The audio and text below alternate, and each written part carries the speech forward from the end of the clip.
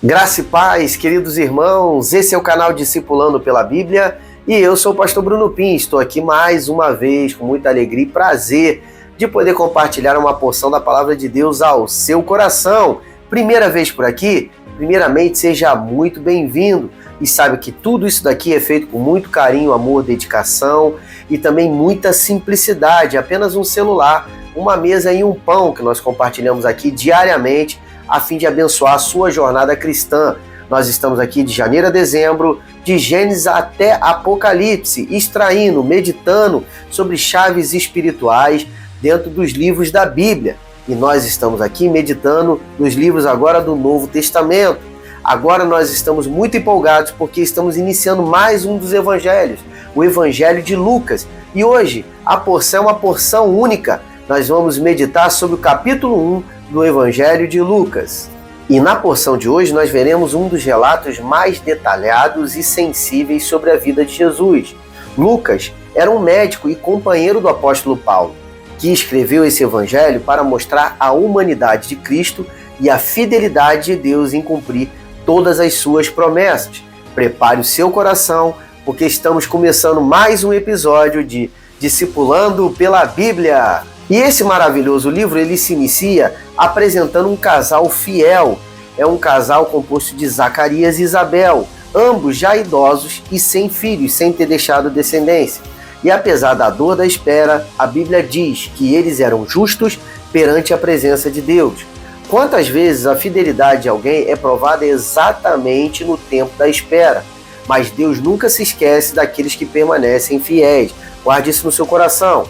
Enquanto Zacarias servia no templo, o anjo Gabriel aparece e anuncia que Isabel, a sua mulher, daria à luz a um filho e que o nome dele seria chamado João e que esse menino, inclusive, prepararia o caminho do Senhor. Mas ao ouvir essa notícia, Zacarias acaba duvidando no seu coração e por causa dessa incredulidade ele acaba ficando mudo até o nascimento do menino. Que lição poderosa, pois quando duvidamos da palavra de Deus, a nossa voz acaba se calando. Mas quando cremos, Deus ele nos usa para anunciar as suas promessas. Mesmo assim, o plano de Deus sempre continua, porque a fidelidade de Deus é maior que toda a fraqueza humana. E logo em seguida, o anjo Gabriel é enviado a uma cidade muito simples chamada Nazaré. Ali vivia uma jovem chamada Maria, que era noiva de José, que esse José era descendente de Davi, do rei Davi. O anjo então diz àquela jovem: salve agraciada, o Senhor é contigo. Maria acaba ficando assustada com aquela visitação e o anjo complementa: você conceberá e dará à luz a um filho e lhe porá o nome de Jesus. Ele será grande e será chamado Filho do Altíssimo. Que palavra poderosa de envio para aquela jovem. Pense nisso. O Criador do Universo escolhe nascer através de uma humilde jovem. Deus não está por procura dos grandes, ele se revela aos que estão disponíveis, e isso é um princípio tremendo. Maria então questiona: como acontecerá isso se sou virgem? E o anjo responde: o Espírito Santo virá sobre ti e o poder do Altíssimo te cobrirá com a sua sombra.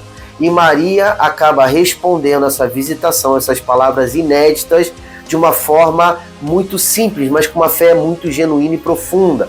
Eis aqui a serva do Senhor, cumpra-se em mim segundo a tua palavra. É uma resposta gloriosa, cheia de fé. Maria não estava compreendendo tudo que estava ouvindo, mas ela confiou plenamente. E é assim que o plano de Deus se cumpre em nós, quando deixamos de controlar todas as coisas e começamos a crer em tudo aquilo que ele nos disse. E logo em sequência, Maria, já grávida, acaba indo visitar a sua prima chamada Isabel.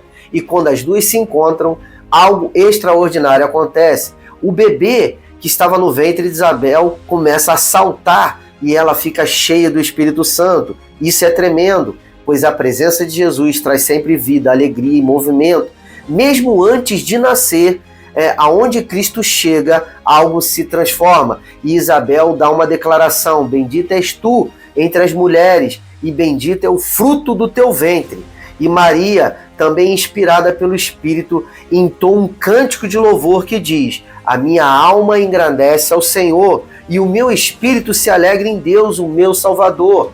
Maria então reconhece que toda a graça vem de Deus e que ele exalta os humildes e abate os soberbos. O Cântico de Maria é uma celebração da justiça e misericórdia de Deus. E quando chega o tempo específico, Isabel, ela dá à luz a um menino. Os vizinhos querem chamá-lo de Zacarias, mas ela diz não, pois ele será chamado de João. Todos acabam ficando surpresos porque não tinha nenhum João na raiz da sua família. E nesse momento, Zacarias acaba recuperando a sua fala e, cheio do Espírito Santo, Zacarias também ele louva a Deus e começa novamente a profetizar. A voz que se calou pela dúvida agora se enche de louvor. Quando nós cremos novamente, Deus devolve o som da nossa fé aos nossos lábios. Zacarias declara que João será profeta do Altíssimo, preparando o povo para a vinda do Messias. E o capítulo termina dizendo: o menino crescia e se fortalecia em espírito e viveu nos desertos até o dia da sua manifestação para Israel. E Lucas capítulo 1 é o recomeço da história de Deus com a humanidade. Depois de tantos anos de silêncio, mais de 400 anos sem levantar um profeta sobre Israel, ele começa a falar novamente, e ele fala através de promessas, de milagres e através também de utilizar pessoas comuns. Por exemplo, Zacarias, o profeta, o pai de João, nos ensina que Deus ainda ouve as orações antigas. Vemos também que Maria, aquela jovem, nos ensina que uma fé genuína obedece mesmo sem nós entendermos todas as coisas. E Isabel nos mostra que a promessa de Deus, ela nunca chega atrasada. Aleluia! E juntos, todos esses personagens, eles nos lembram que quando Deus fala, o impossível acontece. E se esse vídeo abençoou o seu coração, então deixa aqui o seu like, se inscreva nesse canal e compartilhe esse vídeo com alguém que precisa escutar uma palavra de fé e de esperança. E não deixe também de escrever nos comentários qual é a parte desse capítulo maravilhoso do Evangelho de Lucas mais impactou o seu coração. Combinado? Você fazendo isso, você está me ajudando a pregar esse Evangelho do Reino a outros corações. Deus abençoe vocês e até o próximo episódio de Discipulando pela Bíblia. Shalom!